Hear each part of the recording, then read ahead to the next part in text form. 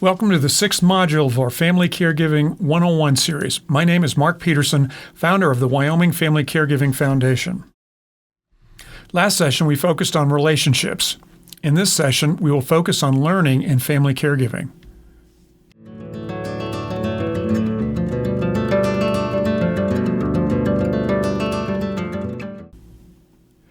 When I accompanied my late wife Cindy to her first counseling session at UC Health's Cancer Center in Fort Collins, I listened to a skilled counselor engage Cindy and listen intently to her.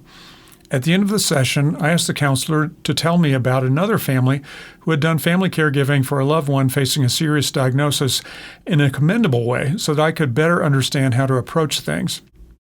I was told, "No, I can't really say." I was taken aback by this response. Perhaps the counselor misunderstood that I wanted names and contact information.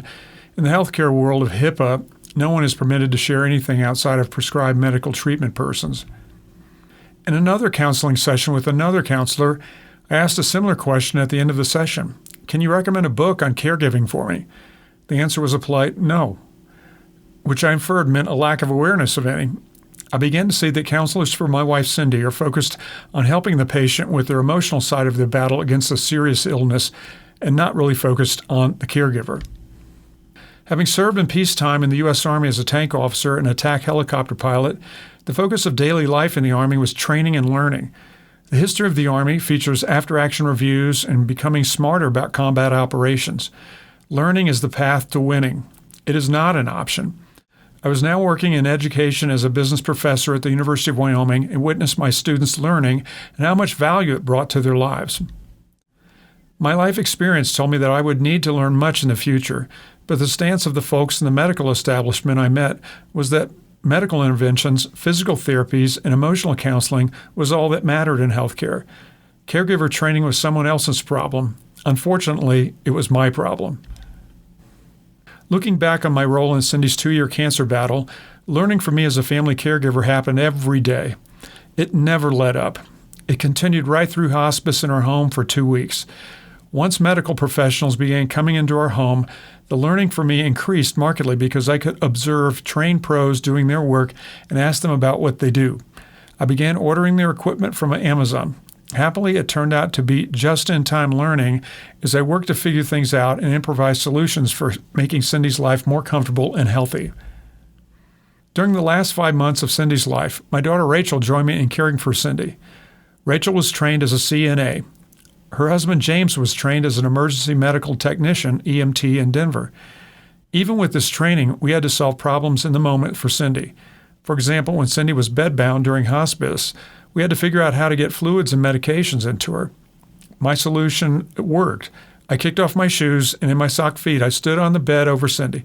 I was then able to lift the tarp underneath her at her shoulders and lift her up against the bed's headboard. Rachel and James inserted the needed pillows. We were set.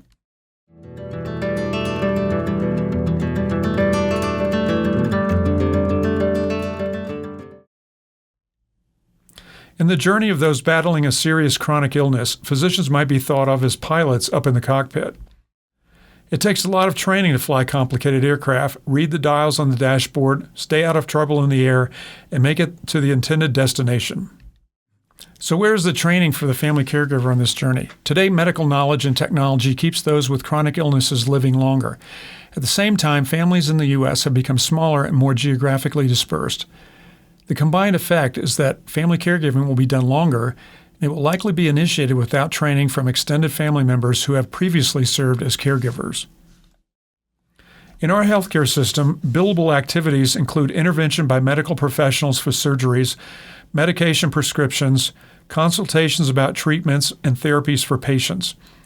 There are billing codes for each of these. No code?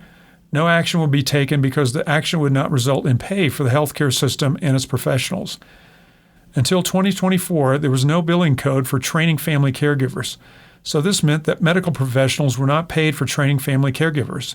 This meant such training rarely was done, or if it was done, it was focused on keeping medication straight for the patient.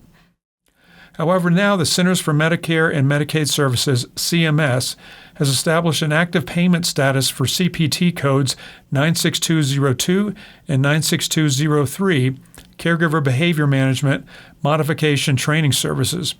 and CPT codes 97550, 97551, and 97552, caregiver training services under a therapy plan of care established by a physical therapist, occupational therapist, or speech-language therapist. These speech-language therapists focus on cognitive functioning for the patient, as well as swallowing and speech therapy for the patient. Most physicians you meet in your journey have not done in-home caregiving. Soon or now, you could teach your loved ones' physicians about how to pursue the enterprise of family caregiving. Physicians have learned and practiced medicine in a clinical setting where they have superpowers derived from computers, databases, medical records, medical staff, and other consulting physicians to help them do their work. Because of the high cost for nursing home or personal health care aides, families must provide care in the home. By doing this, these family caregivers enable their loved ones to achieve a quality of life that would not be possible otherwise. Agentic family caregivers pursue a difficult undertaking in launching and developing their enterprises of caregiving.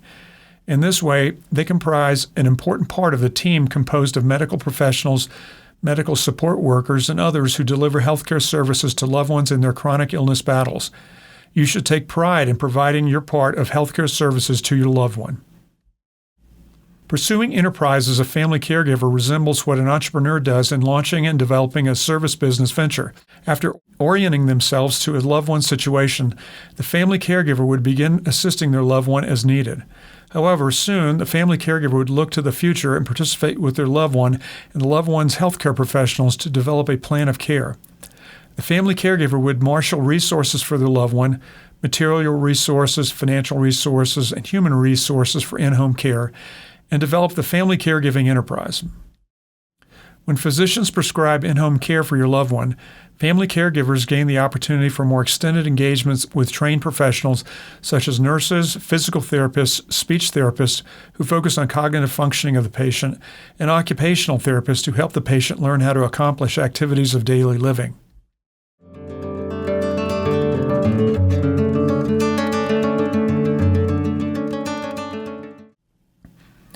Today, family caregivers are likely to learn more from other family caregivers than anyone else. One reason for this is that medical professionals in hospitals and clinics are not focused on conditions of the home and the family, but rather the technical treatment of illnesses.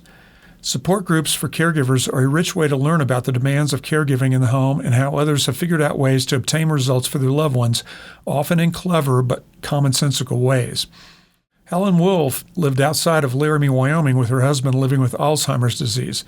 She sensed she needed peer learning and support from other caregivers and posted an ad in the local newspaper simply stating that she would look forward to meeting at the local Perkins restaurant at 3 p.m. on Thursday with anyone caring for a loved one living with Alzheimer's or dementia. 4 others showed up at the first meeting, and this group continues on today by meeting each week. The mutual sharing and learning amongst those attending this support group is remarkable. About 15 now constitute this group.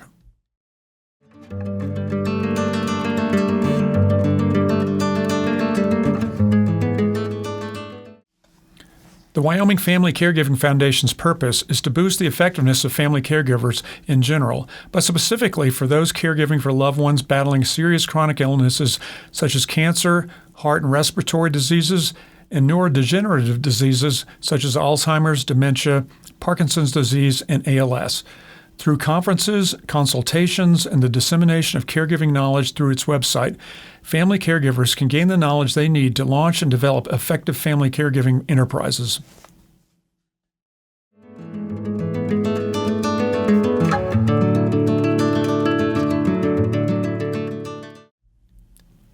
The Wyoming Family Caregiving Foundation's website contains valuable links to other organizations and the information they provide to boost family caregivers' effectiveness.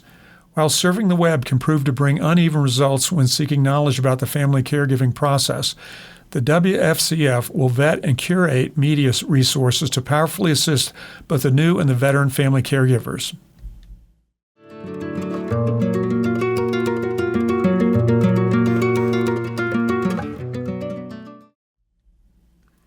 Nursing schools are beginning to take focus on caregiving support. Part of this education would include how to train family caregivers. Notably, these nursing school programs regard families as playing a vital role in healthcare delivery.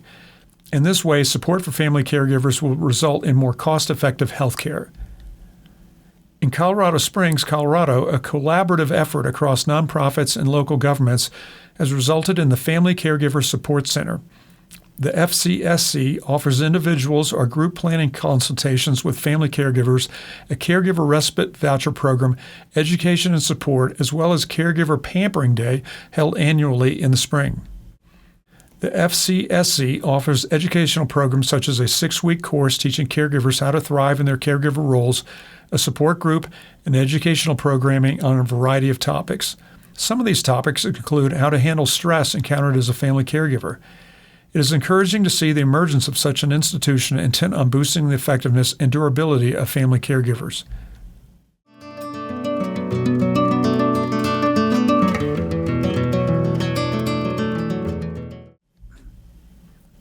In advertising for cinema, caregiving can be depicted as easier than it actually is. For example, this poster for the 2016 movie Hacksaw Ridge depicts the principal character, Desmond Doss, apparently carrying a wounded comrade with little show of strain. The actual movie showed how effortful and intense Doss's efforts were. He was awarded the Medal of Honor for his actions during the World War II Battle of Okinawa, and he did it all without carrying a rifle or sidearm. This photo is from the U.S. Army's recruiting website for combat medics. Here one can see that carrying a wounded comrade further than a few yards is a 4-person effort. Effective family caregivers manifest resilience by rebounding from setbacks and becoming stronger over time in repeated iterations required to develop their caregiving enterprises. Resilient family caregivers under stress are like a tree blown by a wind that returns to its upright position, while the non-resilient tree will continue to lean, overexposing itself to more harm in the future. For family caregivers, such resilience would be the ability to rebound after a trying episode as a caregiver or to go on with life after the hardship and adversity experienced over an extended term while serving their loved one. Challenges for family caregivers can include loss of autonomy, isolation, and unpredictability. One needs to grow into the role of an effective family caregiver. Resilient family caregivers exhibit adaptability, sociability, and flexibility. They also effectuate. Effectuation means learning by doing, really. Effectuation is not waiting for a grand plan to come down from on high to guide you. Effectuation is a method or process used in entrepreneurial decision-making where the next steps are determined based on available resources and creativity rather than focusing on predicted goals or outcomes. It emphasizes creating opportunities and solving problems using the resources at hand rather than making predictions about the future. In a broader sense, effectuation can also refer to the act of implementing or carrying something into effect. Improvisation might be part of such effectuation. For example, Mary Lou served as a family caregiver for her husband who lived with Parkinson's disease. In the last 3 years of his life, Mary Lou's husband experienced vivid hallucinations. During these hallucinations, her husband would become agitated about a group of bad guys about to enter their home. Rather than disputing her husband's assertions, Mary Lou improvised by agreeing with her husband and then shouting to the bad guys to go away and leave us alone. This calmed her husband and ended his hallucinating in that episode. In family caregiving, you might effectuate in a situation where your loved one is having instability while moving about the house. Rather than lecturing your loved one about proper footwork when walking or developing a plan for mobility improvement with a physical therapist, you would offer a rolled-up umbrella in the closet to your loved one. If the umbrella works to stabilize your loved one when walking in the house, then important knowledge is gained. Later, a cane or a walker can be used by your loved one. The important point here is that action is being taken using the resources at hand, which solves a problem enough to allow important learning to occur. Subsequent adjustments and improvements can then be made. Please join us for the next video in our series about heavy lifting or difficult challenges you might encounter in family caregiving. This video and other resources to help you become a more effective family caregiver can be found at WFCF.com. That's www.WFCF.com. Thank you.